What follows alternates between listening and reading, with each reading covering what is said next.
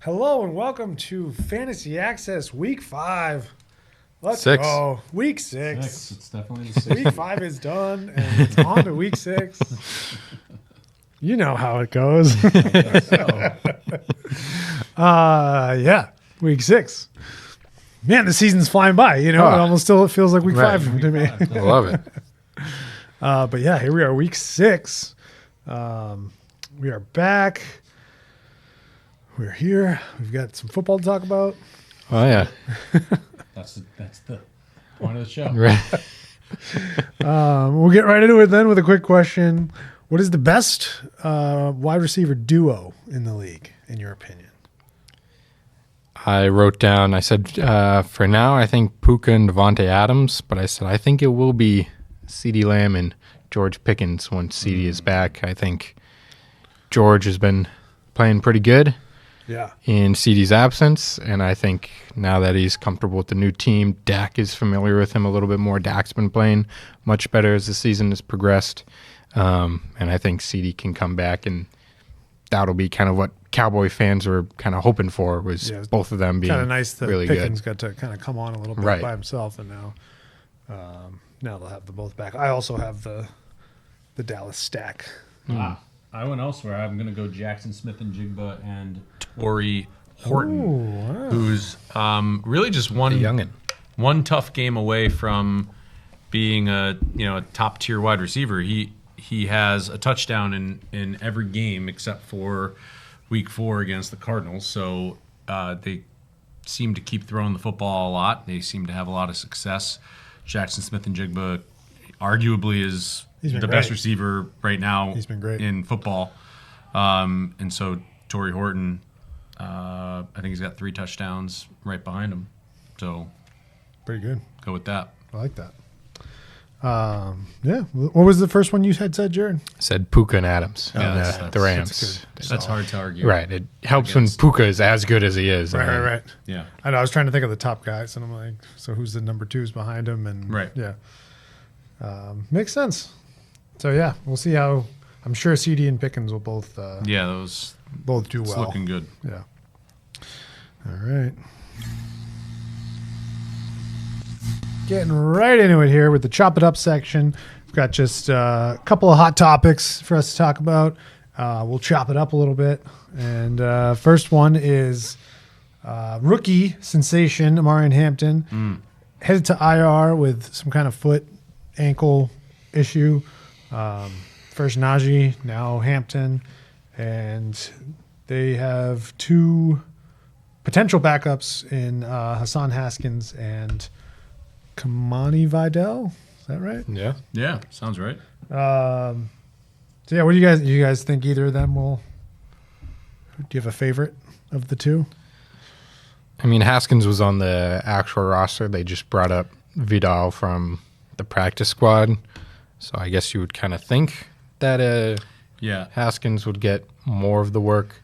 But as you go this deep into the preseason depth chart, then it's, then it's probably a committee, and, who really knows who's better in this. Maybe they just lean on Herbert more. And it's crazy that I go right into the second one here with Benson went to IR. I think we might have touched on that last week, but we saw Carter and DeMarcado split. Yeah. And Carter actually got way more of the work coming up from the practice squad, whereas DeMarcado stayed in that third down kind of passing downs role, which is kind of interesting. Crazy, though, that both teams are at depth chart numbers like 3 and 4 rather than like even 2, Right.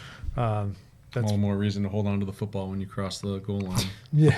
Yeah. Good idea. That was crazy. That's what, how many think they'd learn twice this year that's happened? Yeah, back weeks. And then last year, Jonathan Taylor did it, right? I know a Jet player did it too. I feel like a few players last year did it, and every time it happens, you gotta see. What are we you doing gotta here? think. I feel like one more step. Deshaun Jackson did that like years ago. Yeah, I think that. And then it like went away, and now it's twice last year, if not more, and then like already twice this year. That's a boneheaded move. It's not going to get you on the field more. What is you're a coach? How do you deal with like those kind of mistakes? Well, I guess you don't yell at him profusely on the sideline because you got fined $100,000 for that. I mean, that there has to be some form of like, that's a mental error. There's some form of discipline that has to happen there. Yeah. But yeah, you just can't have that. You can't tolerate it. Right. It's like Ramondre has had some fumbles, but the team needs him. So it's like, how do you right. It's a tough coaching call, I would say, just with like, you don't want to punish the team, but you need the player to like get it, Right. Like, right.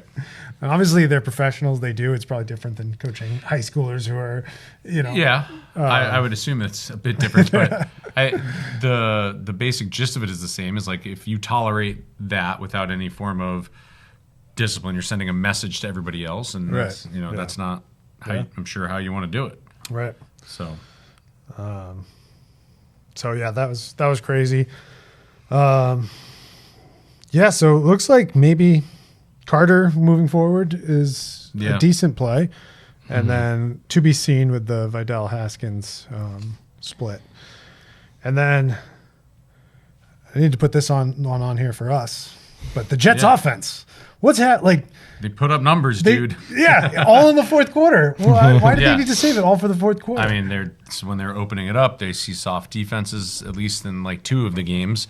I mean, they have 3 top, like... Breece Hall's great. Garrett Wilson's great.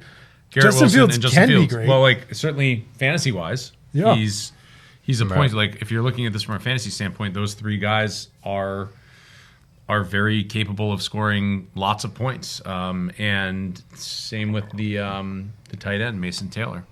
Seems like the ball's going to one of those 4 guys. Yeah. Taylor's looked good. I almost feel like they're trying to keep that like game script, like keep it close, run the ball a lot early on, and they don't have like the flow until they have to open it up. But it ends up opening up for Breece Hall too. Defense hasn't gotten very many stops, no turnovers, so it doesn't help the offense too much. But I mean, Breece Hall's had a couple, at least maybe 3 100-yard games already. So like it's not like they're not moving the football and scoring. Right. The problem doesn't seem to be right now on that side of the ball. But I don't know. Yeah. Keep playing your guy. Yeah. Jared, from an outside, an outside perspective. I mean, you just said it. It seems the ball is going to those 4 guys, so I think defenses can just kind of prepare for those guys because the level of talent severely drops off after Wilson, after Hall, after Taylor. So you can kind of prepare for that, and then once you put up 30 points on the Jets defense, then you can, hang back and coast to a victory. Yeah, right. And that's when Justin Fields will get you. Which, for fantasy-wise, if they can put up those numbers in the fourth quarter, let them. Yeah. Right. What do you care? I don't. Oh, if he did it all 3 quarters, it'd be a lot more. Yeah, it'd be. Just had that whole pace the whole time. Right.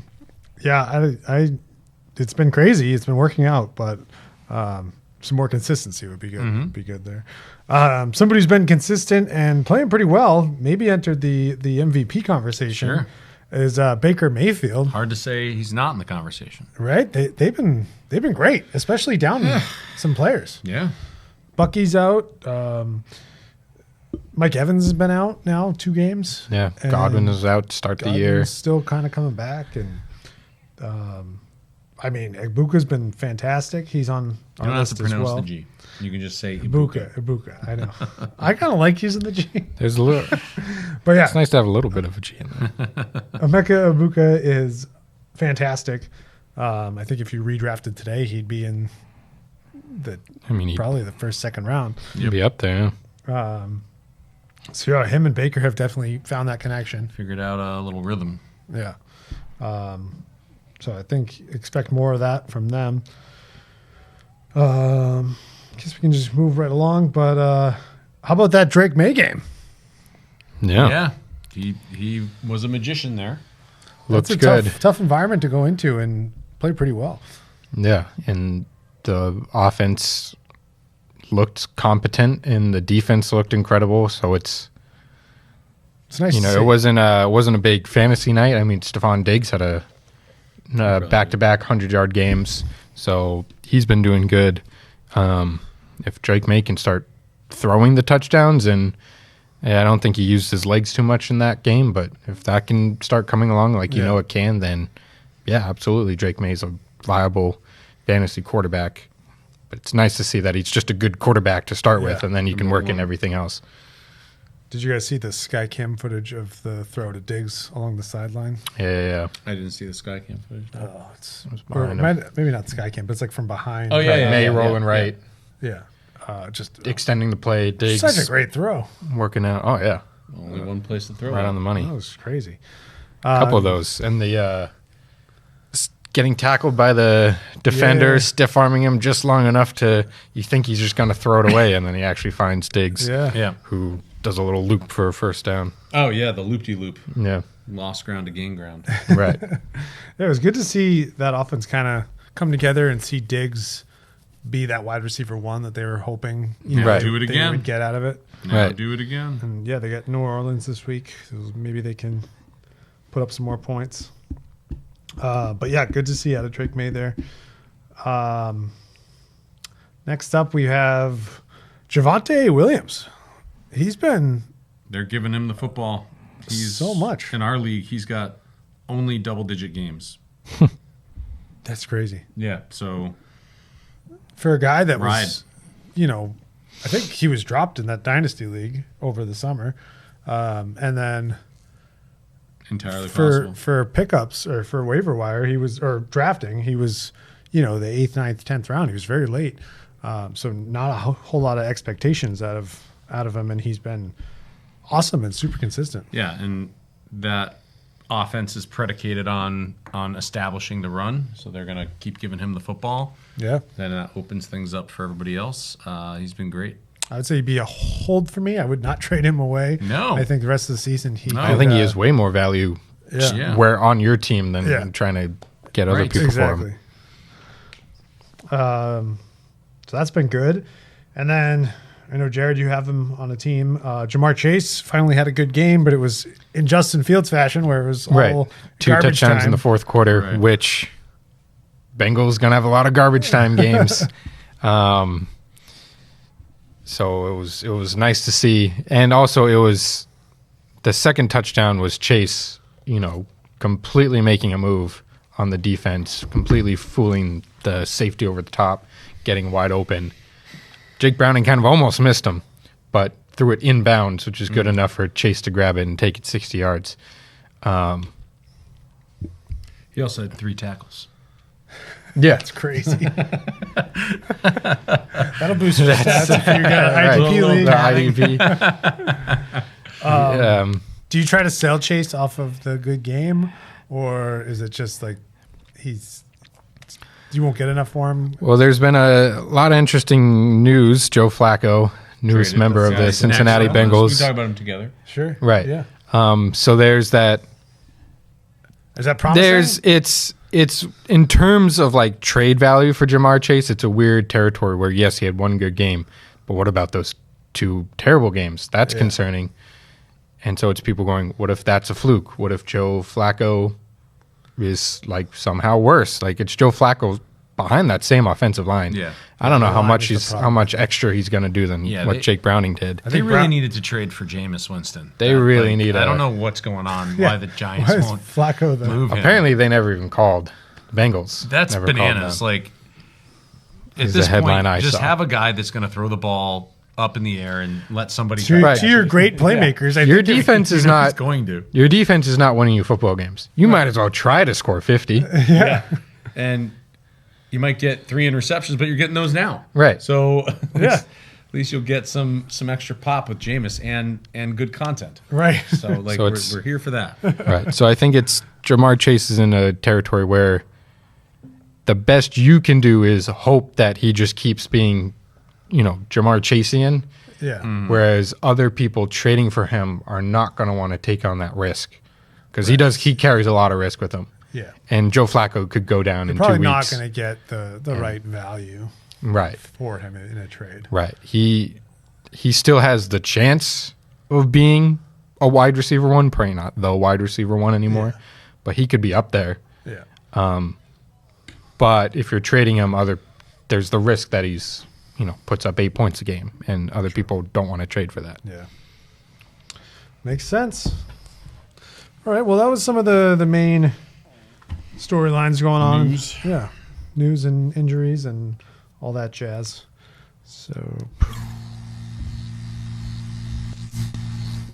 have a few takes here. Our hot takes section. We've got Beat the Waiver Wire, our Bust of the Week, and the Smash Spot of the Week. So we haven't really done Beat the Waiver Wire. I haven't called it that, but No. I'm a little. Find this category. I'm curious what you think Beat the Waiver Wire means. Yeah, I know what I thought about it. I like to think of it as, someone who has been maybe gaining opportunity or, by chance might get some this week. If somebody's been trending or is a little banged up, a lead guy, and someone else can take on a bigger role. And then next week, everyone's going to be like, oh, we're going to get this guy off the waiver wire. So beat the waiver wire. So it could be a shot in the dark. Yeah. Or it could be somebody who's been like trending in that direction that, might pop this week Right. kind of thing. Pop this week or next just week? No, he would pop this week And moving forward.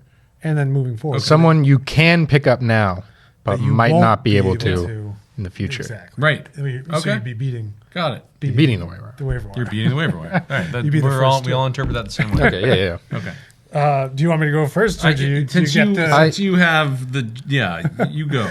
I'll let you go. All right, so I got Blake Corum Okay. of the Rams, Los Angeles Rams. He's been involved. Obviously, Kyron's the guy. If something were to happen to Kyron, then obviously he would be very much shot up the waiver wire board. But I think he's probably a good stash just anyways because he's getting some amount of work. Definitely a backup to Kyron, but probably one of the better backups. Backups, and when he goes in, it's probably almost Right. tit for tat. So and with bye weeks, like he might be the guy that just happens to be there and been in there for a touchdown or something. So if you did need to play him in a flex as like that kind of thing, then it probably wouldn't be the worst play. He's getting work. He's continually gotten the work. He did have a fumble, but so did Kyron the last game. That was, I think, the Thursday night game last week. Yeah. So it was kind of weird. Kyron's was a little more costly. right. So, maybe kind of a clean sweep for them. Potentially back to kind of status quo where Quorum's mixing in. And, if something were to happen to Kyron, he'd be top priority. Was a little telling though after the Kyron fumble in overtime. It was Kyron all the way, and he was getting receiving work in overtime. So they just said He had to redeem himself. Right, forget about it. We're going to stick with you. You better come through this time. That's right. Blake Corum only had 1 carry last week, but previous 3 weeks, 5 carries, 8, 9 carries. Week 2, 5 for 44 and a touchdown. So that's as Kyron's backup. He got 10 points. So that's pretty good. Like you could, shot in the dark, Just a guy to throw him put in a on lineup. Put him on the bench. See what And happens. if there's a Kyron injury, God forbid, Yeah, we're not hoping for that. then he's probably up there with very capable. Beat the waiver wire guy. Yeah. To beat the waiver wire. I might have interpreted it slightly differently, so not like a backup that is like. Or it could be. It doesn't have to be that. All right. So then, I was looking at our old boy Sam Darnold. Oh, He was the number 2 quarterback in fantasy last week. Threw for over 300 yards, 4 touchdowns, and I think we said he went to QB school last year and has become a completely different guy. And if I guess I'm piggybacking off my receiver duo too. If we're believing in those receivers and they are going to start throwing the football a little bit more, I think that's he's probably someone that is still sitting around. If there are 10, 12 guys in your league, people in your league might be sitting on the waiver wire, and that'd be a good one. Could be a good one moving forward. I like it. This is definitely beating the waiver wire. I don't have his roster percentage in front of me, but I imagine it's pretty low. This was a wide receiver who was, I believe he was a second-round pick, and so he was one of those flyers, pre-season that people were taking in mock drafts, but kind of as training camp went on, it was, okay, he doesn't have as much of a role as he thought.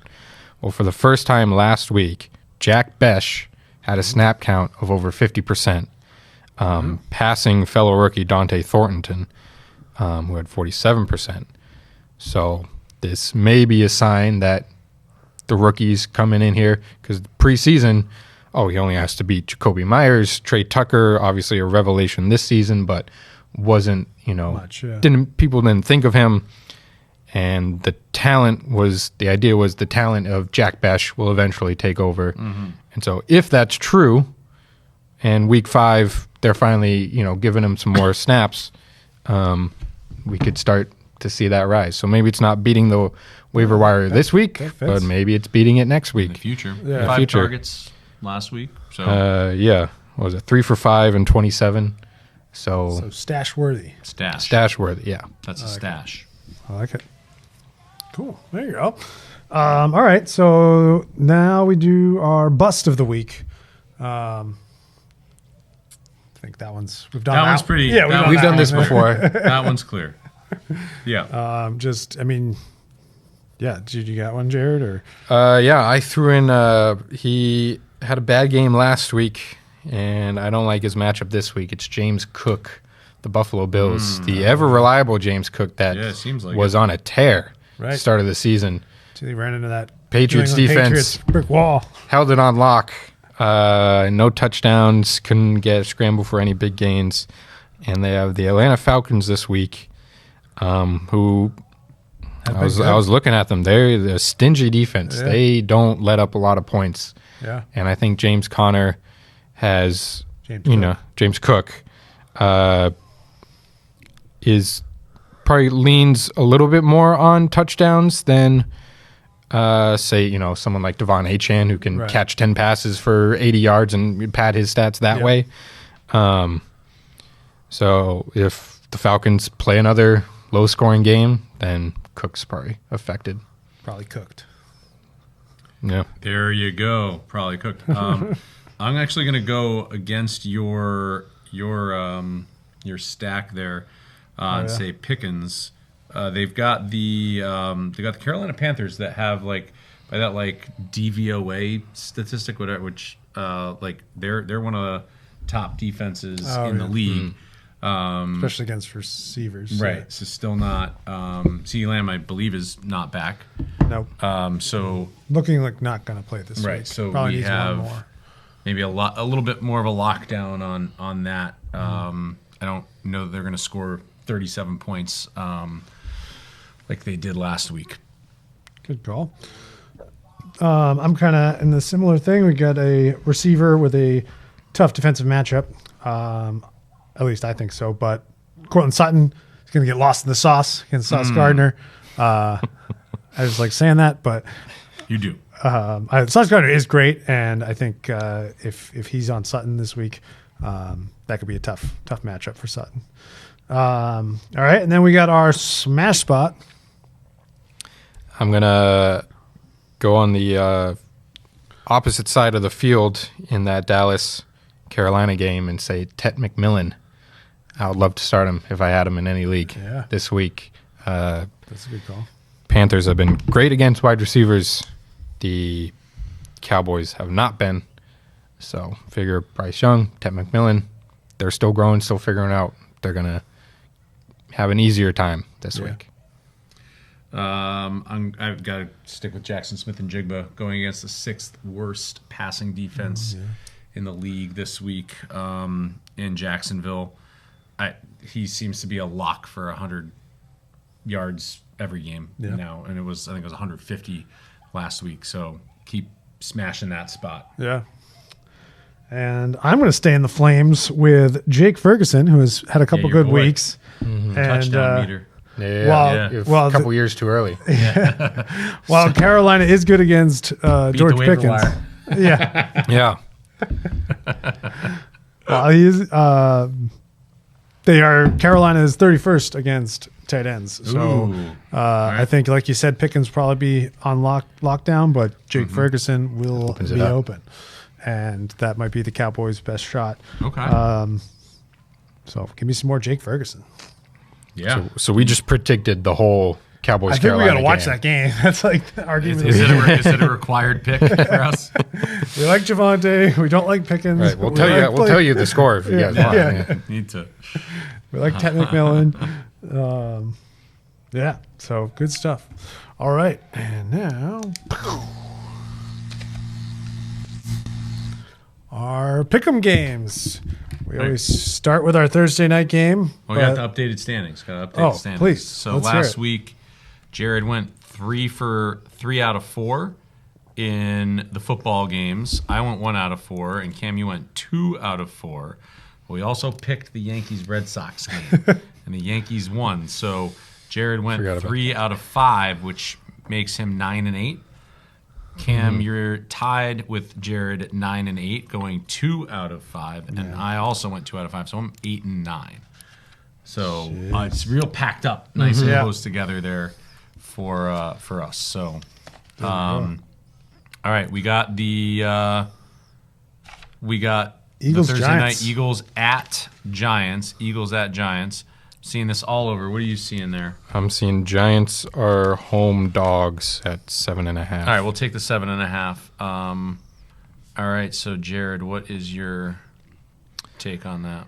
I think the Giants are that bad. I think the Eagles are that good. They had a tough game against a good Broncos team, so I think it's a bit of a get-right game for the Eagles. They'll do some weird voodoo randomly scoring here and there on weird plays, and they'll figure it out. Yeah. I'm with you. I think we saw the Giants get exposed a little bit. It was fun. The Jackson Dart experiment was cool for a game. I don't think that's going to happen against the Eagles defense this week on a short week. Your game plan can only be Jackson Dart run into someone or Scattaboo run through someone. Right. Which for is so cool. long. Right. It's great. Right. But Neat trick, as we've said on the show. Right. But yeah, it's Eagles minus 7.5. Yeah, part of me wants to go with Giants, but I will stay with you guys and do the Eagles. It just doesn't seem likely. Okay, that's a clean sweep there, so no one will gain any ground. All right, but that's not what we're here to give the advice. Right, we're trying to get it right. Get it right. All right, Patriots at the Saints, who won last week against the Giants. Patriots won last week against the Bills. Patriots are 3.5. So you got it up? Yep. 3.5 point favorites. I'll pick the Patriots. It's a good pick because I will also pick the Patriots. I think they're playing good. I think they got some life in that locker room. They were flying around against Buffalo. I know that was like a divisional game and Diggs' revenge game, but they looked like they wanted to be there. They look good. And I'll keep the train rolling. Let's go. Not going to go away from my Patriots now. Look at that. I've picked against them a couple of times. You did last week. They proved me wrong. I'm done. Right, I'm done trying to do that. All right, now hop the pond. Oh right? boy, we're in London, I think, for this one. Is that right? Or is it Frankfurt or something? Or it's not in America? I forget where. Doesn't think say it's on London. this. Yeah, I think it's London. Yeah. Where the Denver Broncos will play the Jets. The Broncos are a touchdown favorite. Me? Yeah, you're up. Justin Fields is going to get 2 good quarters to play this week. Okay. And I'll take the Jets. +7. Yeah, and the points for sure. Yep. I'll go with the Broncos. Normally, this would be a West Coast team traveling to the East Coast in an early game. Now they're traveling to But England. they're both traveling. Yep. Both doesn't matter. Jets just give up too many points. They do. Stuff. Both teams are 2-3 against the spread, it says. Both 1-2 when they're away from home. So I don't really know what to do. So I guess I just have to stick with my team. Yeah. Right? One of these days it's going to work. Well, I mean, maybe the 7 points will be like a they're due for like a fumble recovery or something. They're due for a turnover. That's crazy. Sure. I think they're breaking a record, aren't they? It's a franchise record. I know that. The fact that they haven't had a turnover Yeah, yet in that's crazy. 5 weeks. Pretty wild. All right. So that could be a big game for the standings. That could. That's the only difference right now. Chalk, except for that's why we threw in these wild cards. Yeah, right. Go ahead. I was looking. I don't think I'm gonna. I was looking at the Bucks. I just picked them last week, but it seems to be a good pick. But I'm gonna give them a rest for now, and I'm gonna say the Panthers are home dogs, and I kind of like that pick. Panthers hosting the Cowboys. I have them at +3.5. We'll give you that extra half point. All right. Okay. So you go Carolina. I'm between a couple of games here. I'm between sticking with that Indianapolis team that seems to be doing pretty well. Seattle, stick with the duo, the smash spot. Could do that. But they're on the road against Jacksonville. Seems like they got a little mojo going right now. Mm-hmm. So, I mean, how many times does a quarterback fall down twice and they score a touchdown? Like, something. There's some mojo there. I don't want to touch. Right, just standing like looking around. All right, so I'll take the Colts minus the set. Do you see it at 7 there? Yeah, 7.5. Oh, it says. All right. It's fine. I don't mind the half point because they're going to win by 21. So ESPN doesn't like pushes. Yeah, I guess not. Yeah, so cool. I mean, they've been one of the better teams in football. They'll keep it rolling. Yeah. I'm kind of excited about this Monday night game between the Falcons and Buffalo Bills. What do we got? We're a double Monday night. 2 Monday night. Yeah. I hate these. So Buffalo, I have it -4. 4.5. 4.5. There you go. -4.5 at Atlanta, and then I have Washington -4.5. Yep. Hosting Chicago. So 4.5, 4.5. Which 4.5? I was going to do with the Atlanta. I'm going to take Atlanta. You're going to take Atlanta over the Bills. Ooh.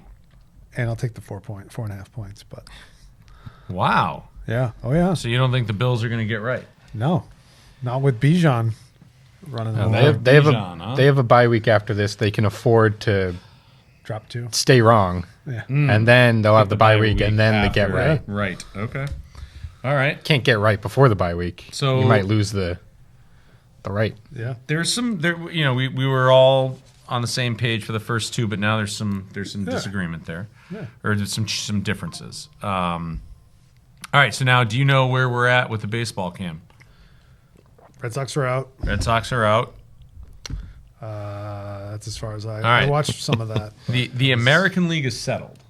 Excellent. The American League has their 2 teams in the ALCS. The Yankees. The Yankees lost yesterday. They're not in. They? It's Toronto and Detroit. See, and Toronto's got the home field there. It's going to be in. Toronto's going to roll. It's going to be Detroit series 2-2. They're off. I'm sorry. So I just assumed they'd be playing today. Right. They play tomorrow. Never mind. Hold on. Hold the phone. All right. So we got to pick. I guess we got 3 picks that we have to do then. Yeah. All right. So we have to pick who wins each series. Right. All right. So we'll start with Jared. You get Phillies, Dodgers. The Phillies are down 2-1. Game 4 is in LA, and possible Game 5 back in Philadelphia. So Dodgers are up 2-1. Who do you got winning that series? I don't like the Dodgers so much. Part of me feels they're gonna, they weren't the favorites in this series. The Phillies have been an absolute machine, and then just the Dodgers win the first 2 games. It's like, oh, here we go again. But that Phillies team, there's something about them that I love a lot. So I think they'll come back from being down 2-0, and I think they'll get back to Philadelphia, and they'll Wow. They'll take the series. I'm with you. All right. I pick Phillies. I'll take the Dodgers if you guys are going to do that. With the 2-1 lead. All right. So then Brewers at Cubs. Brewers are up 2-1. It's game 4. Game 4 is at Chicago. Game 5 would be back in Milwaukee. This ends tonight. It's the Brewers. They're gonna win, beat the Cubs. Who wins this series, Ken? I think you're right. I've been hearing good things out of the Brewers. What have you heard? Good things. Yeah, good things. Okay. Don't you like how their logo is a M and a B? Milwaukee Brewers. Yeah, it looks like a glove. Like baseball mitt. Yeah. Pretty smart. Graphic design right there. Sure is. All right. I do love me some Cubbies, but I can't pick two teams coming back from 2-0, so I'll go with the Brewers. Okay, so then the other series that is back, Tigers and Mariners tied at 2. Tigers are going to go to the Mariners to play Game 5. Now let's set the stage up. Your guy, the big dumper, is on the Mariners. They will be facing what many believe is the best pitcher in baseball. So you can get a look at him. Oh, Tariq wow. Skubal. Don't want to mess around with that. All right, so what? And I don't have a Mariners starter. So are they doing a bullpen game? I see George Kirby as a Okay. possible. He's not on the MLB app, but okay. Apparently, it's George Kirby. According to ESPN. According to ESPN. What do you got? The big dumper's going to hit a couple more home runs. We'll go I think Mariners. he's had at least one that I've seen in this series. I haven't really been paying attention to this one. I don't know. All right, Jared. Skubal is great pitcher, but I love the Mariners at home. I think Seattle needs it. I got the Tigers. They battled back just to really make the playoffs after having that big lead. A little momentum here. Best pitcher in baseball going. That's going to, even though they're on the road and the dumper is, makes it tough. is on the Mariners. It's going to be tough for me to pick against those Tigers, so I'll pick the Tigers. All right, so we have a lot of action this week that could sway the for sure. standings, especially when we add the baseball. So there you go. What is this pitcher's name? Tariq Skubal. Skubal. I thought you said screwball earlier. He's I think got I like said a Skubal. No, I know you said. Yeah, I heard it now after. Skubal. But I was like, oh, that screwball is going to be tough to hit. I was like, oh, damn. I mean, he throws. It's tough to master that He throws awfully pitch. hard. Throws awfully hard. All right. That's. I guess we'll next week we'll be in the midst of the championship series next week, so we'll know all that. Sweet. Looks like game 1 for the AL will start on Sunday, and game 1 for the NL will start on Monday. So we'll be right in the thick of We'll it. be ready to pick those. Yep, we'll have to. Yeah, That's what we do. that's what we do. And then when baseball season is over, we'll do more quizzes about. Taylor Swift songs, and yeah, that was pretty good. All right, well, thank you for tuning in, and we will see you next time on Fantasy Access.